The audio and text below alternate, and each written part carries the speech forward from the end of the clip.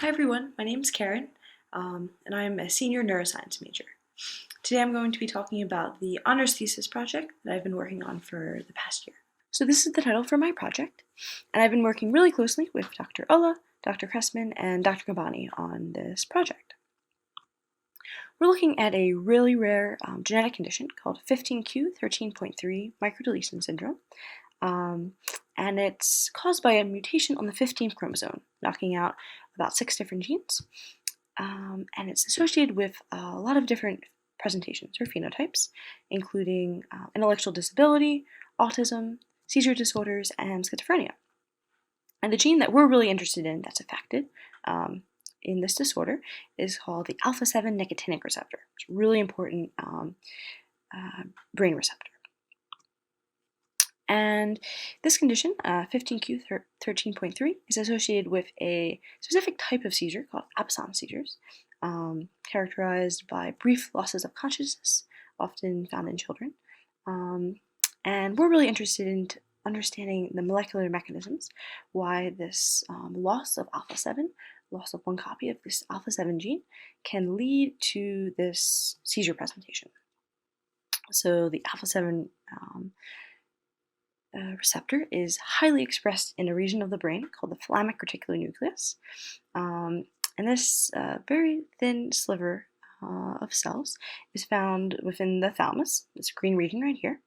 Part of the brain really important in processing sensory information. And the thalamus and the cortex, these two guys right here, often talk to one another in a very synchronous way that leads to a type of brain activity called Flama-cortical oscillations. And when these oscillations are disrupted, this can lead to absence seizures. The activity of this brain region, the Therrien, helps modulate the oscillations. So an important thing to note about these Flama-cortical oscillations is that in typical people, when you're sleeping, these oscillations occur at a pretty high frequency, 11 to 16 hertz.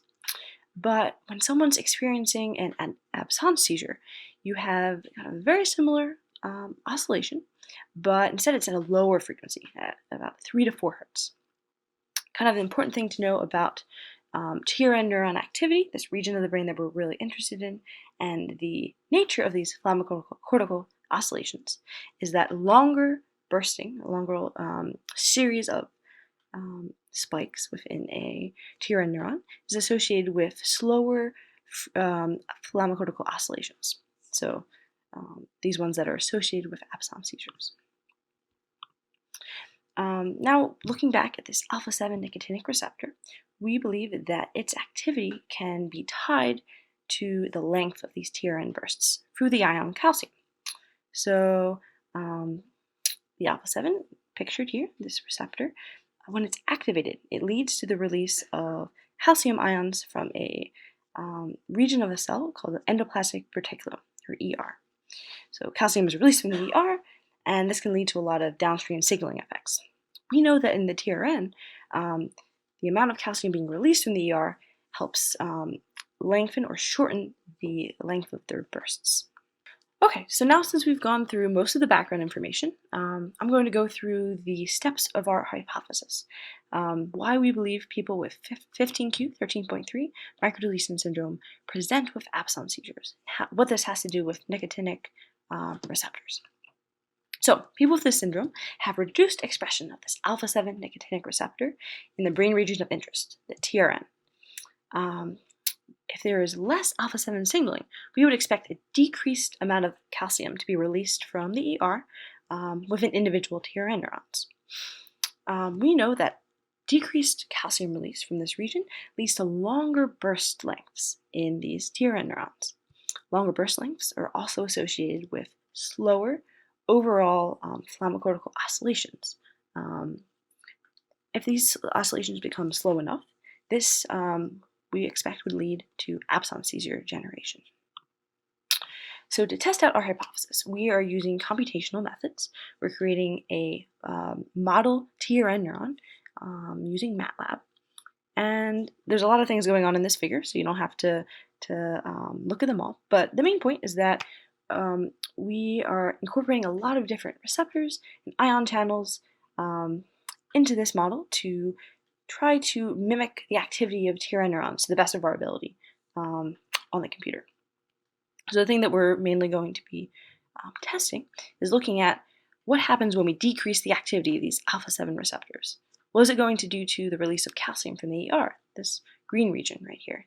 And ultimately, when we decrease alpha-7 signaling, is this going to increase the burst length of these neurons? So we haven't finished creating our model entirely. We're still incorporating some of these ion channels and currents, but I just wanted to give you a quick preview of what our current model looks like when we stimulate it with an injection of current. So we have an injection of current right here in red, and when we do this, our model neuron begins to fire in a quick series, shown here in blue, demonstrating this bursting activity that we're looking for. And here are my references. Thank you all for listening, and I hope you enjoyed the presentation.